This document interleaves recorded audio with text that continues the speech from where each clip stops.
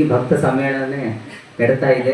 ಎಷ್ಟೊಂದು ಜನ ಹೆಚ್ಚು ನಾನು ನೋಡಿದಾಗ ಇಷ್ಟು ಜನ ಅವ್ರ ಮನೆಯಲ್ಲಿ ಅಂದರೆ ಅವರ ವೈಯಕ್ತಿಕ ಕುಟುಂಬದ ಕಾರ್ಯಕ್ರಮಗಳಿಗೆ ಬಂದಿರ್ತಾರೆ ಜನ. ಆದರೆ ಈ ಥರ ದೊಡ್ಡ ಒಂಥರ ಸಮ್ಮೇಳನದ ರೂಪದಲ್ಲಿ ಇಷ್ಟೊಂದು ಸಂಖ್ಯೆಯಲ್ಲಿ ಬಂದಿರೋದು ಬಹಳ ಸಂತೋಷದ ವಿಷಯ.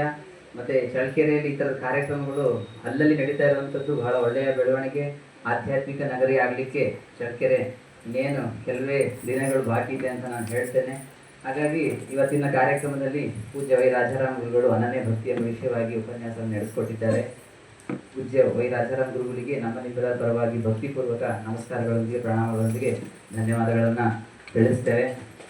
ಪೂಜ್ಯ ಗುರುಗಳು ಯಾವ ಕಾರ್ಯಕ್ರಮಕ್ಕೂ ಅತ್ಯಂತ ಭಕ್ತಿಯಿಂದ ಬಂದು ಪಾಲ್ಗೊಂಡು ನಮಗಿಂತ ಹೆಚ್ಚು ಉತ್ಸಾಹದಿಂದ ಪಾಲ್ಗೊಂಡು ನಮ್ಮೆಲ್ಲರನ್ನು ಅತ್ಯಂತ ಸಂಪ್ರೀತಗೊಳಿಸಿದ್ದಾರೆ.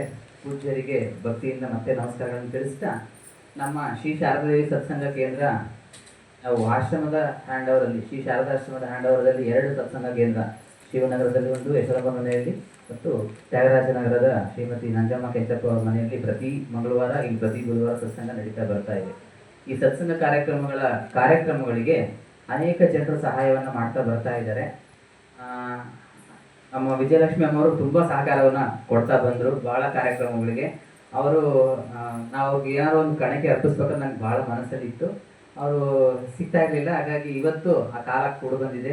ಹಾಗಾಗಿ ಶ್ರೀಮತಿ ವಿಜಯಲಕ್ಷ್ಮಿ ಅವರು ಬಂದು ಪೂಜ್ಯ ವೈ ರಾಜಾರಾಮ್ ಗುರುಗಳಿಂದ ಚಿಕ್ಕ ಕಾಣಿಕೆಯನ್ನು ಸ್ವೀಕರಿಸ್ಬೇಕಂತ ಕೇಳ್ಕೊಳ್ತೇನೆ. ಅವರು ನಮ್ಮೆಲ್ಲ ಕಾರ್ಯಕ್ರಮಗಳಿಗೂ ಅತ್ಯಂತ ಹೆಚ್ಚಿನ ಸಹಕಾರವನ್ನು ಕೊಡ್ತಾರೆ. ಅವರ ಕುಟುಂಬ, ಅವರ ಮಕ್ಕಳು ಎಲ್ಲರೂ. ಹಾಗಾಗಿ ಅವರಿಗೆ ಮತ್ತೊಮ್ಮೆ ನಮ್ಮ ಕೃತಜ್ಞತೆಗಳನ್ನು ಧನ್ಯವಾದಗಳನ್ನು ಹೇಳ್ತಾ, ಅವರ ಸಹಕಾರ ಹೀಗೆ ಮುಂದುವರಿಲ್ಲ ಅಂತ ಹೇಳ್ತಾ, ಅವ್ರ ಮುಂದೆ ಬಂದು ಪೂಜ್ಯ ವೈ ರಾಜಾರಾಮ್ ಗುರುಗಳಿಂದ ಒಂದು ಕಿರು ಕಾಣಿಕೆಯನ್ನು ಹೋಗ್ಬೇಕಂತ ಕೇಳ್ಕೊಳ್ತೇನೆ.